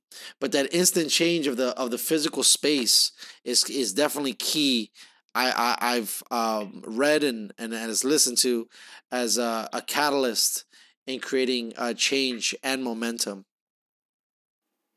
That's awesome. You said paralyzed by overanalysis, correct? Yes, sir. That in itself goes hand in hand with everything, because if you think about it, if you're not so worried about overanalyzing or overplanning, which I tend to have a habit of doing, but if you're not, something I'm working on, and you just do it, you say, hey, Nike's been talking to me for a while now. let me just do it. And you just go and do the first thing that you can do to affect it, even if it's one thing. At some point, you'll be able to do two things. Then you're already working on that. But if you think and you plan, I'll do this and I'll do that, and then, oh my God, it's amazing. And you get up the next day, you don't do any of that shit. Because your neurons are still pushing you. You're still doing the same thing. You're still wired. You're just thinking differently, but you're not doing differently. You know the band Tool? Yes, sir. Come on. I think it might have been you who introduced me to that band. So, yes, sir. I do know. I've seen them live twice. They're amazing. There's this song. I think it's Lateralis. Yeah, I'm pretty sure it's Lateralis. I could be wrong. I think it's Lateralis. And one of the verses in the song, he says, Maynard James Keenan, the great, he says, overthinking, overanalyzing separates the body from the mind, withering my intuition, leaving opportunities behind. That is some deep exactly shit. What you said. That's some deep shit. Paralysis by overanalysis. Yeah, no, for sure. I mean, I think I've been a lot more effective person when I don't think as much. I mean, I think a lot of this show, which is funny because we had dinner for your birthday last year and talked about the conception of this show, and a lot of it had to do with me giving up the parts of thinking, where it was like I'll think something like, well, such and such have to be ready until I can execute. And then I'd be waiting for those things to happen until I go forward. And it was a lot of situations were more so like, well, you should have just did it. And then when those other things came awry, you could have dealt with it instead of waiting for that to happen and then you going forward. You know what I mean? And so for me, a lot with the show had to be like, listen, fuck it. You don't got a name? Fuck it. You don't got this? Fuck it. Just do it. Just do it. And then, eventually you'll get there. But make sure, you're holding yourself accountable by, at least in regards to the show, publishing. You know what I mean? Because I can sit there and I can have this great show, but if I didn't spend the time fixing it and going through the post-production process on it and giving up at a certain point, because you have to kind of let go of your baby, which is weird. You make this sculpture or you make this piece or you make this thing. It could only be so perfect. You know what I mean? You can't try to make it too perfect, especially in the beginning, I feel like, because you're going to get unmotivated or maybe stuck is a better word, in certain phases where it should be a lot more about, executing and doing versus thinking too much about what you're going to do. You know what I mean? And that's something that I've definitely struggled with. But thank God, bro. It's so funny. This show has definitely showed me a lot. This whole process has been really interesting, and I've really started to, like, in my opinion, at least dial in my weaknesses and be like, okay, well, this needs to get addressed. You know what I mean? And at least if I'm having that conversation, I feel like I'm kind of on the right path. I'm not saying that I'm crushing it every day, but I don't know if I would have been asking myself some of these harder questions when I'm trying to put some kind of product out there. You know what I mean? Hey, man, to me that sounds like it means you're doing the right thing. Yeah. And, you jumping into it like that, that's the key. I'm still working on doing that with a bunch of stuff. I'm doing it with some. Right. There's other things that I need to do it with if I want to be successful. So that's great, man. That's great. It's crazy, bro. It almost feels like there's like a quiet fear in a lot of stuff, right? Because, like, for example, the audio thing, I kind of got pretty nailed down for the most part. But trying to incorporate, other skills into the fold, because they're newer, I was a lot more excited to learn a new technique in martial arts, right? And also having like zero fear about getting it right or wrong. I just wanted to try it, versus now in my life, I worry more about getting it right than actually executing it, which is another trippy thing for me. You know what I mean? Well, it's conditioned, right? Because in society, whenever something, right now we're worried about making money. Right. We're grown. We got to make money so we can eat, we can pay bills, so on and so forth. That's just what it is. So you're critiqued for the shit you do now. You're not just doing something for fun and you're just enjoying it, which I think is what life's really about. We're doing something for money, for monetary gain. Right. And if you don't do it well enough, they will no longer pay you. Right. Huh. That's true. So you want to make sure you do it right. And if it's not paying you, is it really worth my time? It's like so much. Our brains work so differently from when we were young. But you know what? From when we were young, they were building our brains to work that way. Right. The 8 hours in school every day, because you are going to be employees and you have to spend 8 hours at work. Exactly. So in a way, the only thing, we had more energy back then, right? So now after our 8 hours, we're like, fuck it. Right. What's on TV, which we've also been groomed for. Yeah. So it's quite interesting. Yeah. You know, it's even funnier too, because of the accessibility of the phone. It hasn't even been the TV anymore, right? It's just what's on the phone, whether it's YouTube or some social media. But usually, what's on the phone is on the TV now. Right. That's what I'm saying. So it's like the grab and go. But I don't know. Like I said, I spent a lot of time on the beach this week, reflecting and thinking, and realizing, first of all, how blessed I am, and just coming to some conclusions, and a lot of it having to do with risking it, even if I fuck up, because I think that's also another thing too that a lot of people get worried about too, which I was worried about too. It's like, oh shit, is this gonna sound good? Is this gonna be great? What are people gonna think? I got to put it under this umbrella and that, and you scrutinize yourself so much that you might have a better product than you might actually think, and being able to sever some of your ideas into production is critical.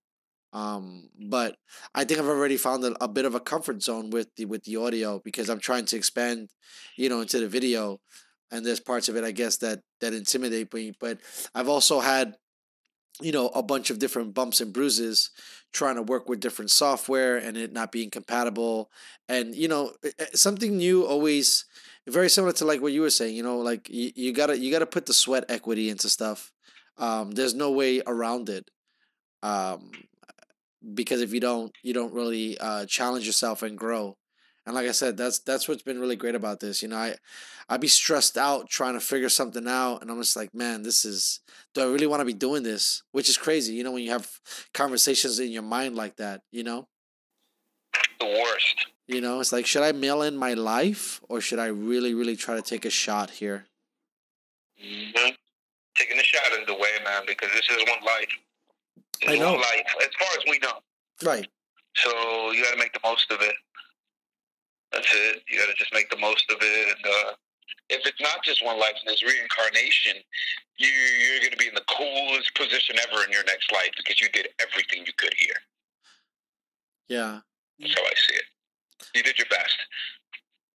If you really do your best, the next time around will be better. If there's no next time around, at least you did your best.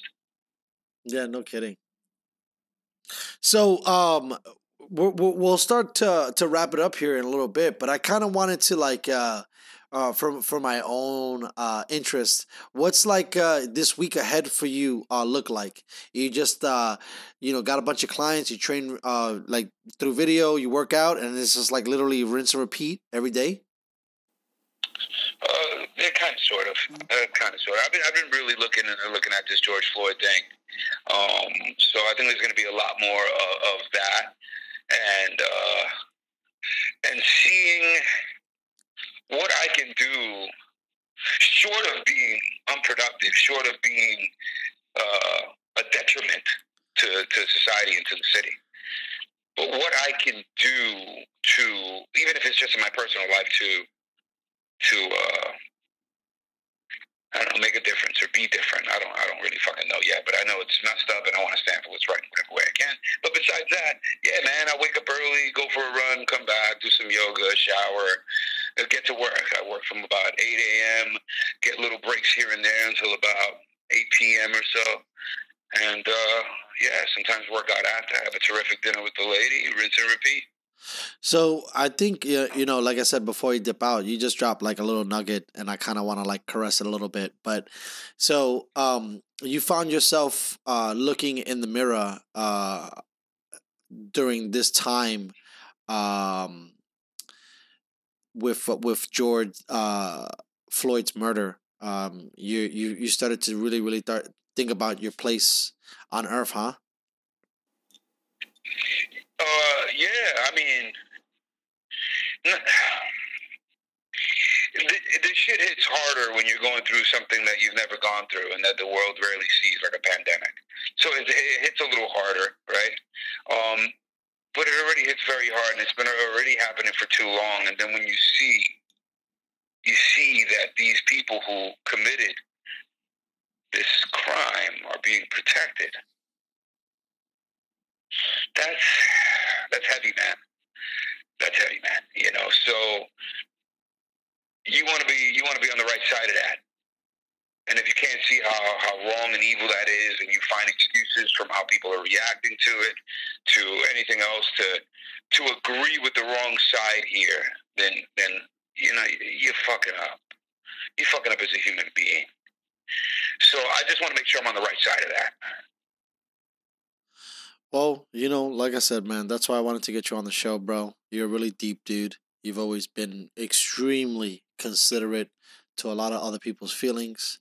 I also felt through knowing you for so long, you've never turned down anybody who's been interested in being your friend or hanging out. So it's been a pleasure, man, knowing you for so long and getting you on the show. So thanks for coming out.